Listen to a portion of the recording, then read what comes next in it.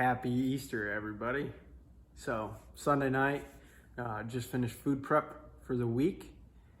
It was a nice, relaxing Sunday. I have wrote out some thoughts as basically being sick last week has been a little bit of a challenge. I still feel like I'm not 100%. That was definitely something that I felt on today's run. Now, I'm thinking about multiple factors when it comes to the run and kind of my performance and kind of where I'm feeling and where I'm at. One of which is just still feeling kind of tired overall. In fact, I think I took 2 very brief naps throughout today, one before my run, one later in the day. So I just don't think that I'm back to 100%. I have increased my nutrition back up, but ultimately my zone 2 runs are running about a minute slower per mile on average, which has really started to challenge my mental space, especially just booked the race for next week. Considering I have an annual pass, there's no real downside to waiting till last moment.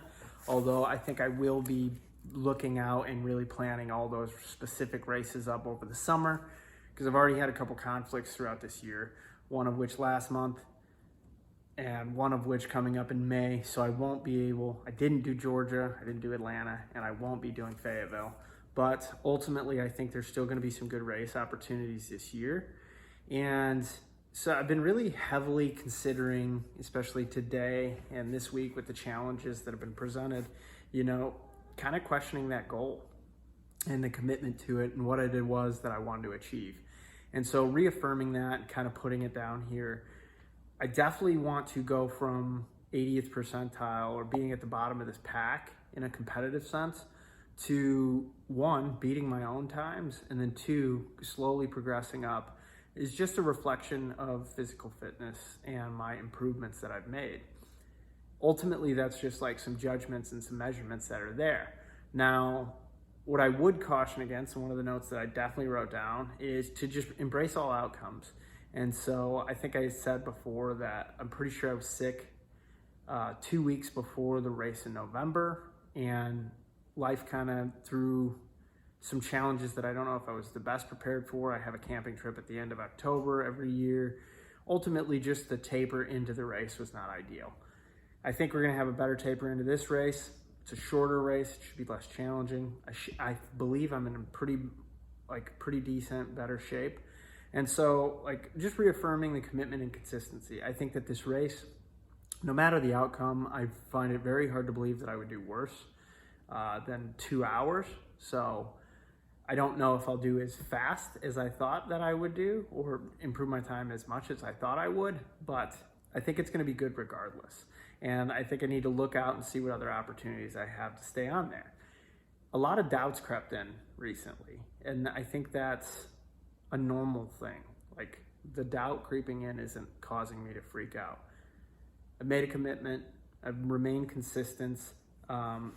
So that's one of the things, is just understanding, and as I would go through this week, one of the things I want to talk about is how I measure myself, and because it cannot be solely outcome dependent.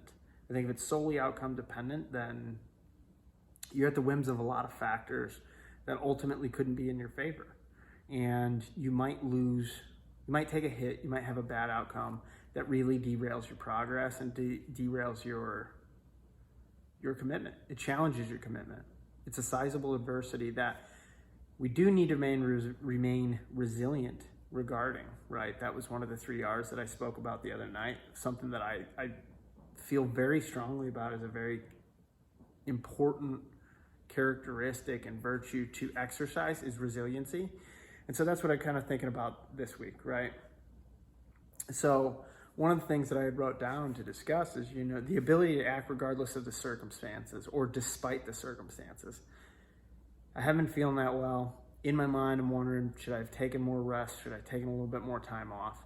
I think as we go through the next couple days, taper, I got my nutrition dialed in, I think, at least from my knowledge and my standpoint and what I think that I know and am prepared for.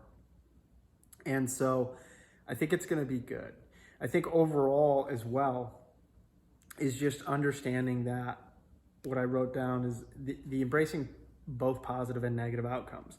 And understanding that a single outcome, I think, is a very bad way to measure yourself. I think that variance comes out in the aggregate. And what I mean by that is collecting a pool of outcomes, right? Or continuing to collect outcomes that then allow you to create a trend, and whether that's in the right direction or not. That would really truthfully give you a better feeling about, or a better understanding of whether you're improving. Because I think when we judge based upon single outcomes, especially, I did 3 races last year. Like, I haven't even done enough necessarily to create a solid baseline. So I can't really use that. Or if it's climbing, if it's bouldering, I need to look at overall, okay, there's a couple climbs that came out that I felt like I should really be able to do, presented pretty significant challenges. Now roll into yesterday, attack some of the new climbs, perform really well. So if I allow that doubt to creep in and start to create mental blocks in performance and start to derail my commitment and my consistency, then I think we're gonna have bigger problems. I will have bigger problems, right? So I think that's a pretty critical aspect of this. I just wanna check my notes, make sure I'm not missing anything. Okay, so one of the things that I wanted to do is, my brain always works with trying to create or understand analogies and metaphors that are very representative of that. And so to try to kind of trigger those feelings of excitement surrounding gambling, I in the past have done coin flips. Coin flip for relatively small amounts of money, but it's a really exciting little game, right? And it's all chance, right? Any coin flip, you win or lose, heads or tails, right? Now, what we know is, so on one example, you flip a coin one time, you either win or you lose, 0% or 100%, right? But if you flip a coin 100 times or 1,000 times, then it'll even out. And you know that it evens out to 50-50, right? Laws of probability. But on any single outcome, and sometimes any single small streaks, probably even up to 10 times, it becomes highly improbable, but it's not impossible that you could have bad outcomes. And so I think this is pretty important, because this is as simple as a coin flip. And there might be a lot of factors that we could list down as saying impactful, or that impacted it. Maybe it's the wind in the air, maybe it's the circulation of the air, maybe it's the surface it lands on, the angle of impact, the force with which you flip it. If we really got into the physics of it, there's probably lots and lots of criteria. But this is a very similar example to what it would be like in your life. And in the single instances of performance that we might judge ourselves against. And so I think I would caution against doing so, and understanding that we need to judge the aggregate. So let's get 10 examples, let's get 50 examples, let's get 100 examples, and see what the trends are. Are we trending towards Are we trending towards improvement, or are we backsliding? Are you trending towards improvement, or are you backsliding? And same thing for myself. When I'm measuring my fitness, when I'm measuring my performance, when I'm measuring different things, that a single outcome is probably the worst indicator of it. I think it's important to gain a lot more data points. So that way you can have a way more accurate understanding of what it is that it looks like, and whether or not you need to change. I think it is consistent.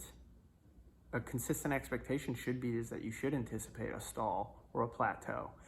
And the question's gonna arise about whether or not you should make any tweaks.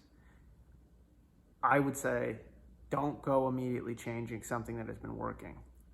It is a small, usually, adjustment or small dial-up that's usually required to continue to see results. Or maybe it's something as simple as you're not getting enough sleep, you're not getting enough carbs, you're not getting enough water. Very simple things that these subtle tweaks could then get you right back on track, whereas we might scrap the whole program and scrap the things that we're committed to.